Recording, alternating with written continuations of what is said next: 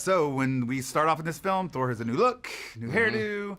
How did all that play into how you took the role of this film?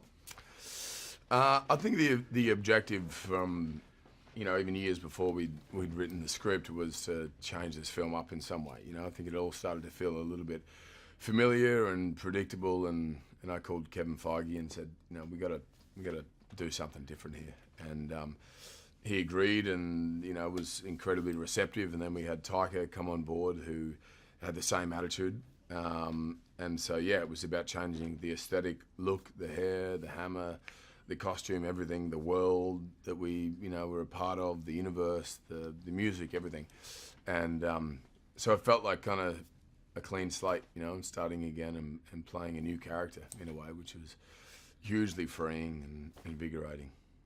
Super great. Funniest Thor film by far. Thanks, so what makes Thor more relatable as a superhero in this film? I think there's a vulnerability to him, and then accessibility to him that wasn't there prior. I think the first time I played the character was about making him, playing a god, and being sort of ethereal and godlike and speaking a certain way and moving a certain way. But the problem is with that is that then it's good for one film, but then after that you sort of hit a ceiling and you have nowhere to go. And so this film was about kind of stripping that back and having a greater access to that vulnerability and relatability about he's one of us. He has the same problems that we all have. He has the same insecurities that we all might have, or the same sort of concerns or fears or whatever. And then so we sort of did away with any exterior sort of confidence, and he was almost on the back foot a lot of the time, which is a lot more fun to play. There's a self-deprecating sort of attitude and sense of humor that comes into play there. Interesting. When I talked to Taika, he said that he also felt like Thor sort of took on a maternal essence, because he was taking care of everyone, from Hulk, from all that stuff. Do you have any? Yeah, sure. I think it's. I think there was a reluctance to do that, more so than the other films. I think prior it was because that was his duty, and he should fill that role.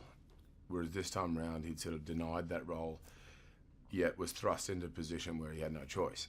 And even if he didn't know what the hell was going on or how to handle it, he had to sort of step up and do it. And it was nice. Then you have, Tessa Thompson, for instance.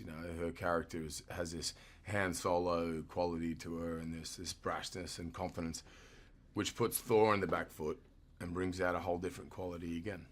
So, last question, because they're gonna wrap me up. When you were shooting in Brisbane. Mm-hmm.